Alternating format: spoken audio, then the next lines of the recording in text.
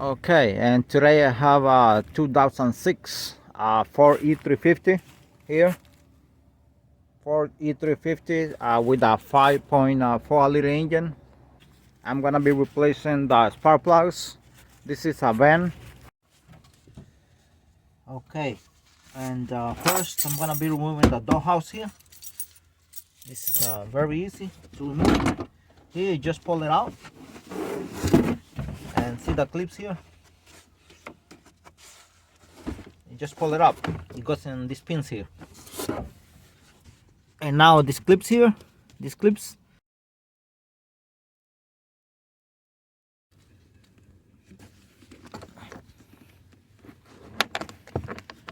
Okay.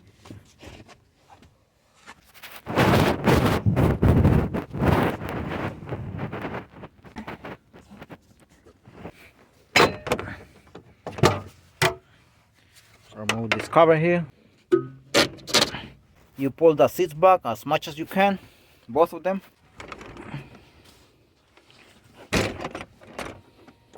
Right here, I'm pulling it back, I'm pulling it out.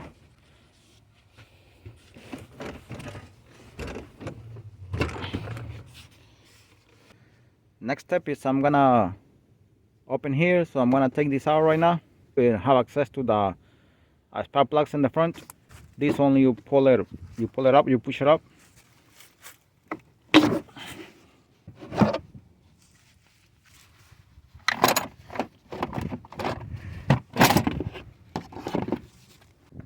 $8mm bolt, two here and two here. This one is missing.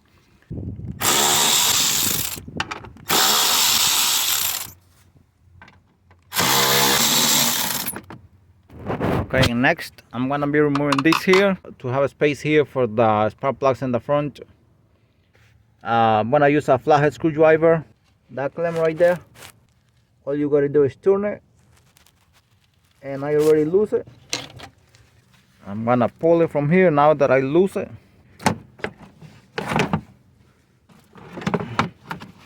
All you gotta do is disconnect this sensor here, air filter housing, and you have a lot of space here if you want to disconnect the ignition coil plugs and take out spark plugs from here and the front. It's much better.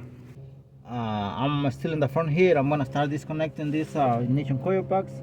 You press the tab here. Now some of them are really hard to pull out. This is my favorite plier to pull out connectors. I like this one. Here. Before taking the spark plugs out and ignition coil plugs, I'm gonna blow first any garbage, any debris that is there, sand, whatever. So when you take the ignition coil plugs out and spark plugs, that mess does not go in the cylinders. I forgot to mention, I disconnected the battery at the beginning because I'm gonna be dealing here. I don't want to touch anything here in the alternator, with any tools or anything. I don't want to short anything. Okay, and here I'm gonna be disconnecting on this side here, injectors and ignition coil plugs, and I'm gonna take this 10mm bolt here for this small bracket. It's on top of the fuel rail, so I'm gonna take it out, and some connectors there for a sensor, fuel pressure sensor, I think. This one here, 10mm bolt right there.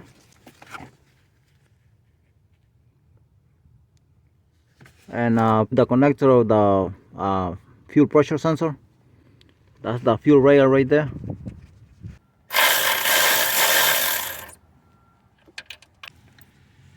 This belongs to the fuel rail right there. And another one on this side here.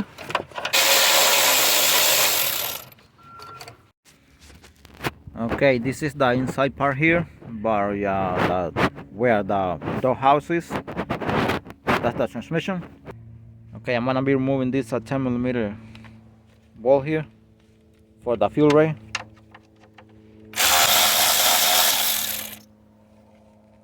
I'm gonna be removing this pipe from here. Only press on this clip here, pull it that way.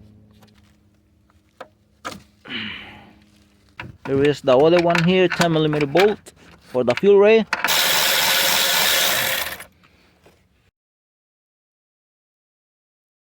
I'm gonna be removing this pipe completely. I'm gonna be removing it from there because it's on top here. It's on my way. I'm gonna be trying to pry this fuel rail, pull it up slowly, and try. I'm gonna see if I can get it from the metal here, from the center, so all the injectors come out evenly. All right, beautiful. It was not bad at all. Okay, now from this side, I'm gonna grab it right there by where the fuel pressure sensor is.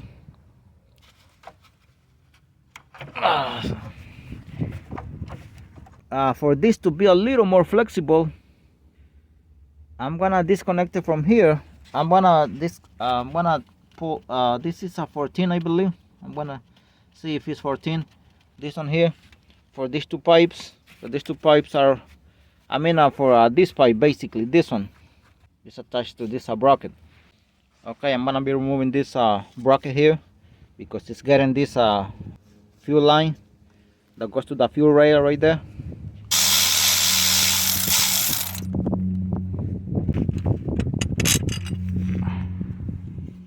It's a big bolt. I can move this better right now because I can move this line, fuel line, a little bit more. Okay, and this is the dipstick for the transmission fluid, and it goes all the way there. And what happens is that this has a bracket here that is attached to the cylinder head right there, 10mm nut. I'm gonna be taking it out right now because this the same thing here has another bracket here. This one, which I want to be able to move a little bit more. You just take like a few seconds or a minute to remove this.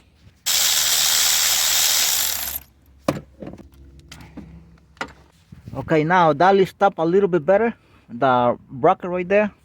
And now I lift up the fuel rail a little bit better to have access to the ignition coil plugs right there. And then the spark plugs. But first, as I said, I'm gonna get a blower and I'm gonna blow all the mess.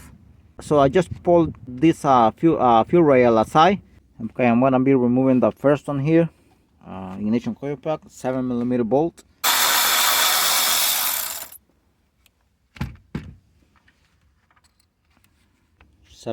Bolt.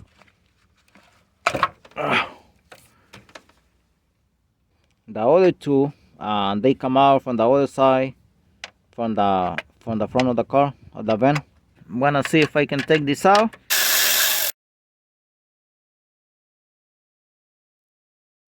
Yeah, it's kind of stripped off. Okay, right now I hope this ignition coil plugs come out. This one came out very easy. And now I can have access to that one too from here. I'm gonna. Oh, it's a lot of. Now this is number 6. The last one I'm gonna remove from the other side. Now I'm gonna pull the fuel rail to this side right now. I want to finish one side and then go to the other one. Okay, now not seen on camera. I blow first on both sides for the garbage and sand or whatever.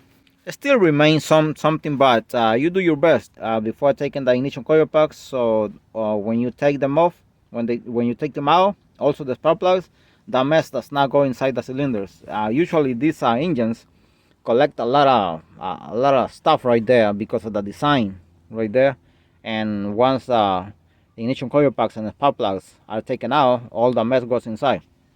Okay, 16mm socket here for the spark plugs. Now I hope that these spark plugs are not stuck.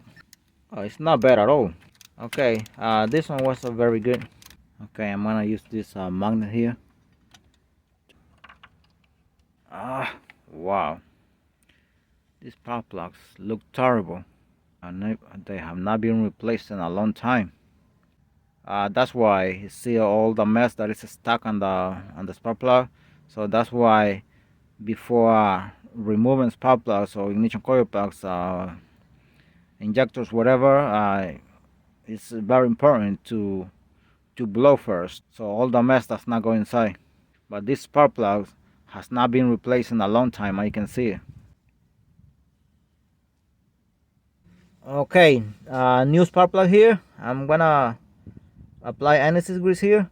Okay, so I already apply anti-seize grease, and I'm gonna be installing it right now, and make sure that anti-seize grease does not go on this side here. Don't let the spark plug fall on the spark plug wheel. Just let it sit carefully.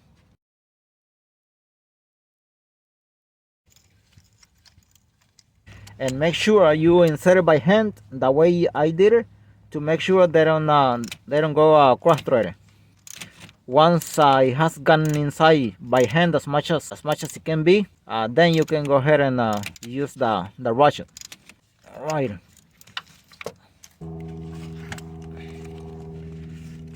I hope this one is not stuck.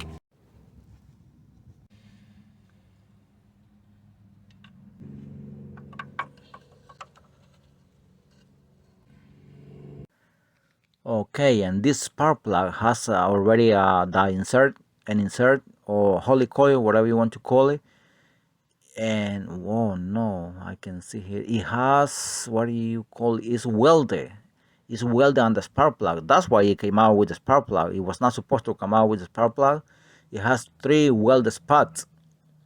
Spark plug and insert were welded together, so it was not supposed to come out like that.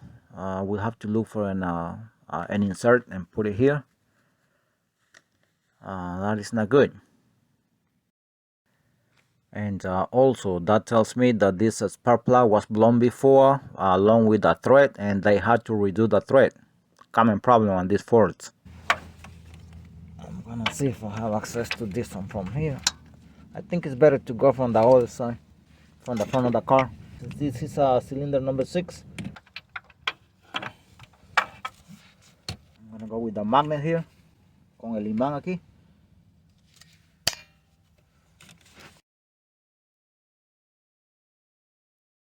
This is an injector that came out. Let's see if I can get it with the magnet. And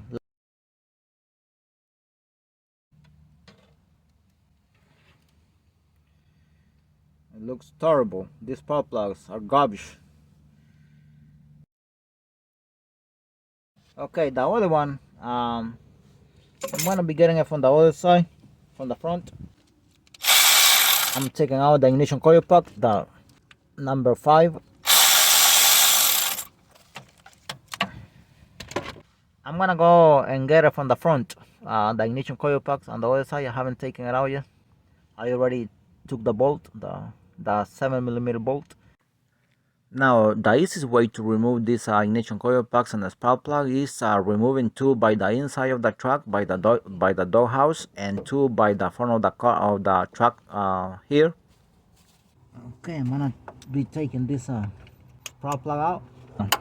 Esta bufilla aquí.